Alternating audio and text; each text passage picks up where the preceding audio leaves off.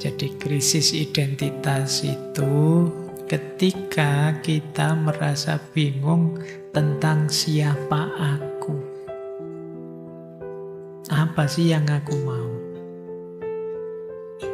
Orang yang mengalami krisis identitas itu merasa saya tidak punya arah yang jelas, Pak. Saya mau kemana, tidak tahu saya. Saya tidak yakin dengan pilihan saya ragu dengan makna hidup saya.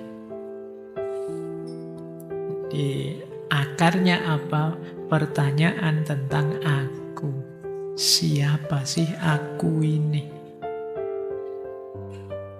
Kamu mungkin bisa tegasnya, Pak, saya ya manusia, Pak. Saya ya mahasiswa, Pak. Saya ya orang Indonesia, Pak. Saya Muslim, Pak. Kamu bisa ngomong berapa banyak. Tapi kamu merasa, apa iya aku itu mahasiswa? Iya di KTM ya, di kampus tertulis nama saya. Tapi apa yang kayak saya ini layak disebut mahasiswa? Patut disebut mahasiswa? Kamu menanyakan itu. Apa yang kayak saya ini merupakan ciri seorang beragama yang baik? Muslim yang baik, kok saya nyebut diriku ini Muslim? Kamu mempertanyakan itu. Oke, itu yang disebut krisis identitas. Kamu selalu bertanya, who am I? Siapa sebenarnya aku ini? Iya sih, saya beraktivitas, saya melakukan ini itu. Tapi saya belum paham sepenuhnya apa aku ini. Siapa aku ini? Nah ini, saya tidak tahu kalian mungkin pernah mengalami fase itu.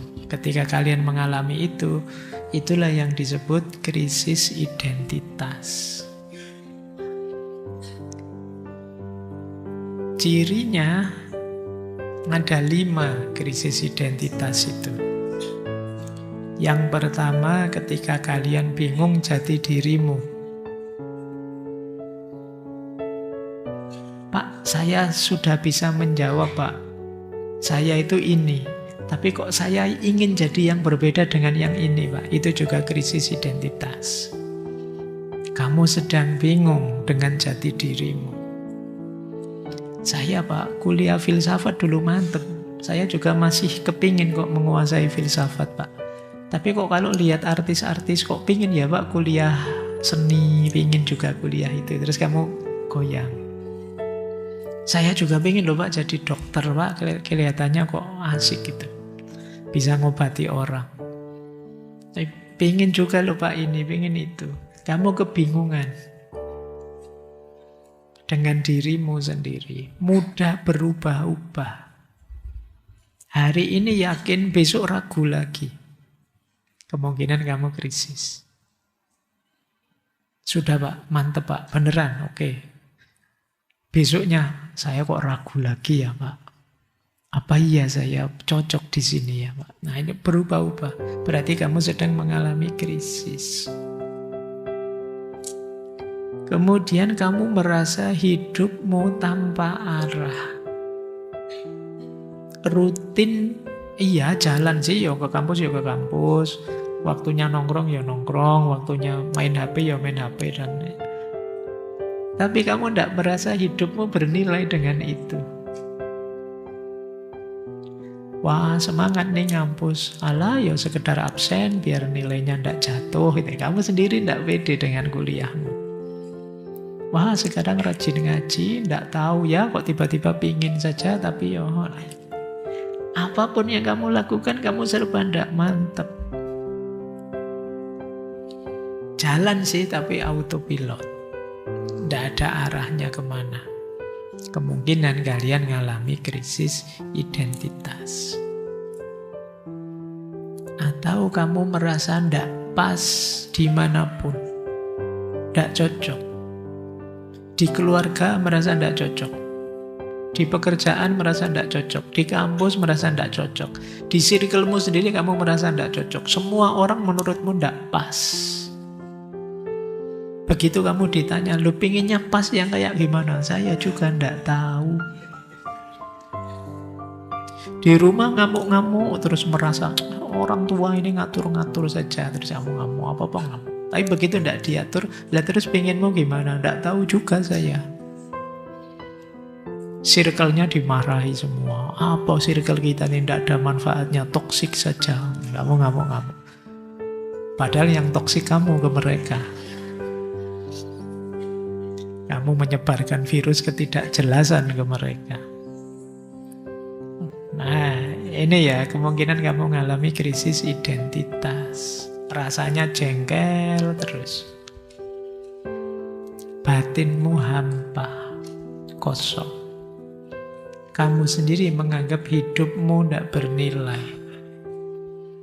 Kemungkinan kamu sedang krisis identitas. Baik, nanti bahan refleksimu ya. Semoga tidak banyak yang alami ini. Kalau banyak, ya nasibmu.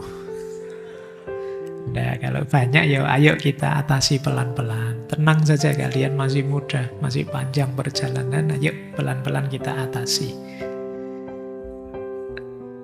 Nah, kita ambil teori ya biar ada filsafatnya. Ada beberapa teori yang menarik tentang krisis identitas ini. Saya ambilkan yang pertama dari James Marcia, Identity Status Theory. Teori status identitas. Ini sebenarnya skala untuk mengukur sejauh mana sih kita ini mengalami krisis identitas atau tidak.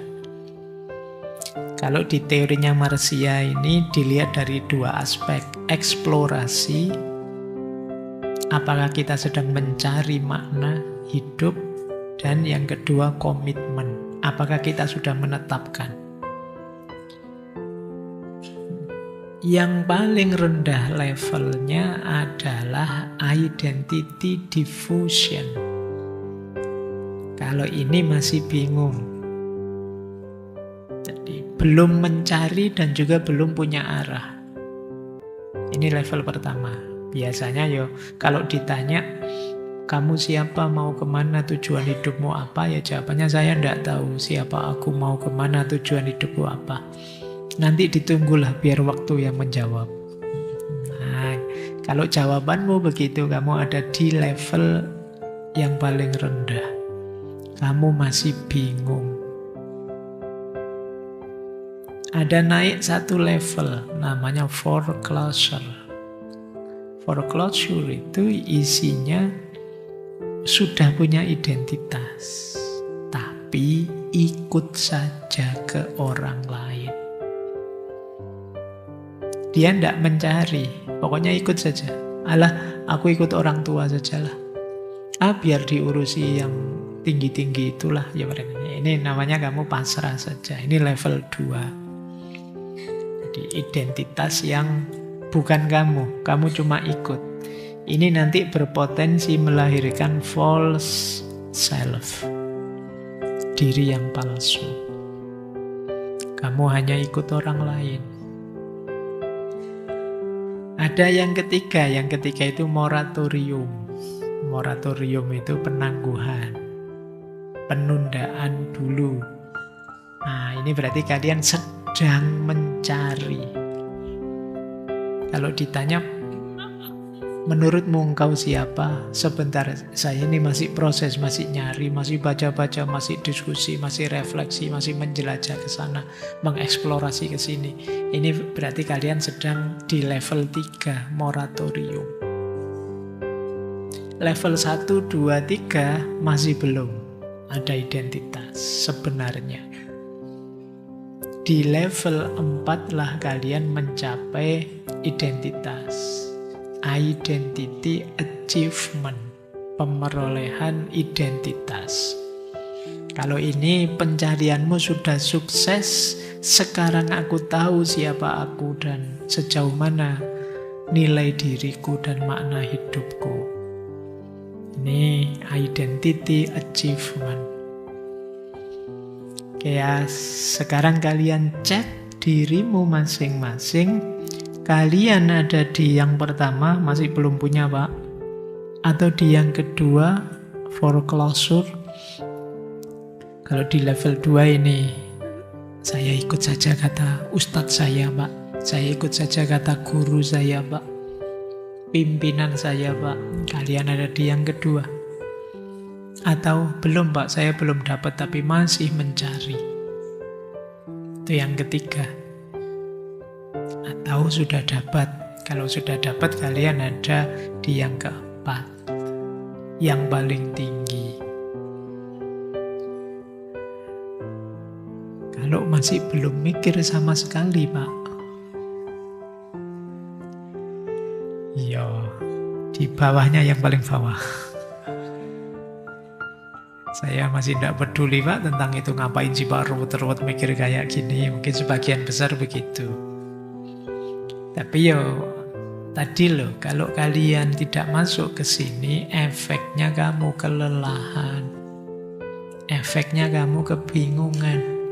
Efeknya kamu merasa hidupmu tidak berarti, hampa. Baik, ini satu teori. Lumayan kalau ada yang sedang nulis skripsi atau tesis bisa dipakai.